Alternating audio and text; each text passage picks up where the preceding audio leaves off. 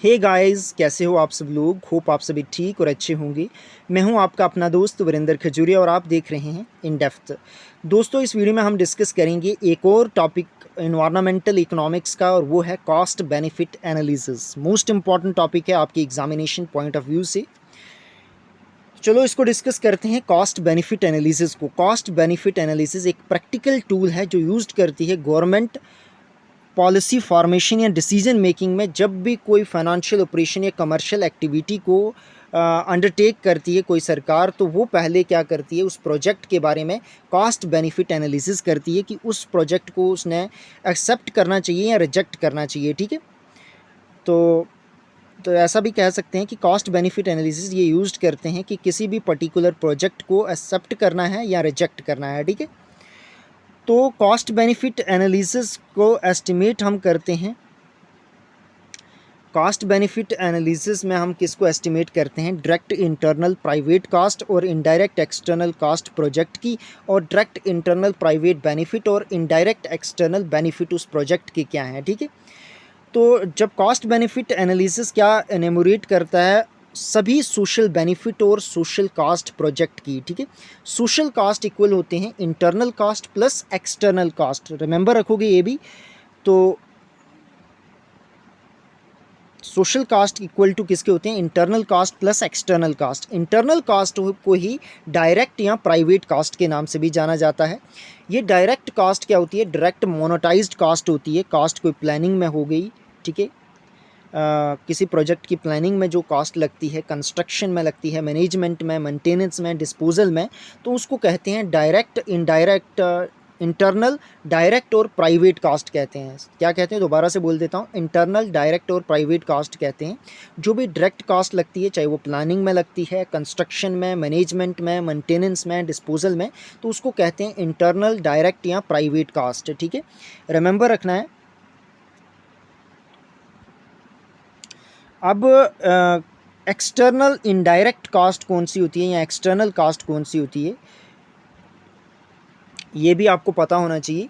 जो cast paid करता है वो लोग जो कंज्यूमर या प्रोड्यूसर नहीं है, कोई थर्ड पार्टी जब वो कास्ट कोई पे करती है तो उसको कहते हैं एक्सटर्नल या इनडायरेक्ट कास्ट। ठीक है, फॉर एग्जांपल कोई न्यूक्लियर पावर प्लांट लगा तो उसकी रेडिएशन की वजह से क्या होगा कि जो हेल्थ इश्यूज़ होंगे उस पर जो खर्चा आएगा, तो वो क्या है, एक्सटर्नल या इनडायरेक्ट कास्ट है। ठीक है, कोई ठीक है लाउड पार्टी चल रही है जिस वजह से नेबर्स जो है उनकी जो नींद हराम हो चुकी है, तो उसको भी हम कहेंगे कि एक्सटर्नल या इनडायरेक्ट कास्ट है। ठीक है, उनके लिए। ठीक है, और यहाँ कोई स्ट्रेस है, कोई लाउड पार्टी चल रही है, उसकी वजह से कोई स्ट्रेस आ रहा है, हेल्थ इफेक्ट्स आ रहे हैं। ठीक है, किसी थर्ड पार्टी को जो उस एक्टिविटीज़ में भाग कोई डायरेक्टली जुड़ा ही नहीं है, उस वजह से उसको जो कॉस्ट ऐसे ही पड़ रही है, तो उसको कहेंगे एक्सटर्नल या इनडायरेक्ट कॉस्ट। ठीक है, रिमेंबर रखना है आपको।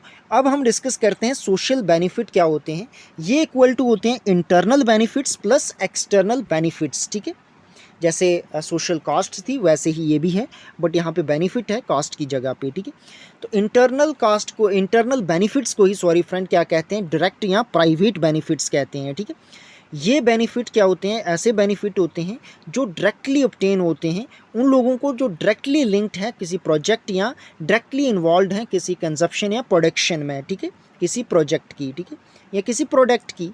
फॉर एग्जांपल एम्प्लॉयमेंट हो गया तो उनको डायरेक्टली इनकम मिलेगी, काम करेंगे, जो प्रॉफिट एंटरप्रेन्योर ने कोई अर्न किया, तो ये भी एग्जांपल है किसकी, सोशल बेनिफिट में, इंटरनल बेनिफिट्स या डायरेक्ट या प्राइवेट बेनिफिट्स की। ठीक है, रिमेंबर रखना है आपको। अब आपको पता होना चाहिए एक्सटर्नल या इनडायरेक्ट बेनिफिट्स क्या होते हैं। एक्सटर्नल बेनिफिट होते हैं अगर जब कोई प्रोड्यूसिंग या कंज्यूमिंग को गुड्स चल रही होगी, जिस वजह से बेनिफिट होते हैं थर्ड पार्टी को जो डायरेक्टली इन्वॉल्व नहीं है उस प्रोजेक्ट या उस एक्टिविटी के साथ। फॉर एग्जांपल, ठीक है, कोई नेबर ने फ्लावर गार्डन लगाया जिस वजह से प्लेजर दूसरे नेबर को भी मिल रहा है, तो ये एक एग्जांपल है किसकी, एक्सटर्नल बेनिफिट या इनडायरेक्ट बेनिफिट की। ठीक है, रिमेंबर रखना है। और सोशल कॉस्ट क्या करती है, रिड्यूस करती है ह्यूमन वेलबींग को, और सोशल बेनिफिट क्या करता है, इंक्रीज करता है ह्यूमन वेलबींग्स को। ठीक है, रिमेंबर रखना ये दोनों पॉइंट भी। अब आपको पता होना चाहिए नेट प्रेजेंट वैल्यू के बारे में। नेट प्रेजेंट वैल्यू क्या होता है, एक्सपेक्टेड सोशल बेनिफिट्स से जब हम माइनस करते हैं, डिडक्ट करते हैं एक्सपेक्टेड सोशल कास्ट को, तो हमारे पास क्या निकल के आता है, नेट प्रेजेंट वैल्यू। ठीक है, तो अब आपको पता होना चाहिए कि कौन कौन से स्टेप्स हैं या स्टेजेस हैं कॉस्ट बेनिफिट एनालिसिस की। तो जो हमने ऊपर भी डिटेल के साथ डिस्कस की, अब इनको एकदम स्टेप वाइज भी आपको पता होना चाहिए। सबसे पहले हम डिटरमाइन करते हैं कॉस्ट बेनिफिट एनालिसिस अप्रोप्रिएट है किसी प्रोजेक्ट के, इवेलुएट करते हैं हम वो तब। ठीक है, सेकंड स्टेप होता है कि आइडेंटिफाई करना और एनमोरेट करना सोशल बेनिफिट और कास्ट को। थर्ड स्टेप होता है नेट प्रेजेंट वैल्यू को कैलकुलेट करना। और फोर्थ स्टेप होता है कि डिसाइड करना कि कौन सा प्रोडक्ट, जो प्रोजेक्ट हमने जिसका इतना एनालिसिस किया उसको हमने अंडरटेक या इम्प्लीमेंट करना है या नहीं करना है उस प्रपोज्ड प्रोजेक्ट को। ठीक है, तो ये रिमेंबर रखने आपको 4 स्टेप होते हैं किसमें, कॉस्ट बेनिफिट एनालिसिस में। अगर नेट प्रेजेंट वैल्यू पॉजिटिव होगी तो प्रोजेक्ट जो प्रपोज्ड प्रोजेक्ट होगा उसको एक्सेप्ट करते हैं, अंडरटेक करते हैं। और अगर नेट प्रेजेंट वैल्यू नेगेटिव होगा तो सैड प्रोजेक्ट जो प्रपोज्ड प्रोजेक्ट था उसको एक्सेप्ट नहीं किया जाता है। ठीक है, तो ये भी रिमेंबर रखना है आपको। तो डिटेल के साथ हमने डिस्कस किया cost benefit analysis most important तरीके से। तो वीडियो यही होती है एंड। वीडियो आपको कैसी लगी कमेंट बॉक्स में ज़रूर बताइएगा। इस वीडियो को ज़्यादा से ज़्यादा शेयर करें, लाइक करें। और अगर आपने अभी तक हमारे चैनल इन डेप्थ को सब्सक्राइब नहीं किया तो पहले उसको सब्सक्राइब कर दें। फर्दर अपडेट के लिए आप हमारे साथ हमारे टेलीग्राम ग्रुप और चैनल को ज्वाइन कर सकते हो, उसका लिंक मैं आपको डिस्क्रिप्शन में दे दूंगा। वीडियो अपना अंत तक देखिए, उसके लिए बहुत बहुत धन्यवाद। Thank you for watching this video.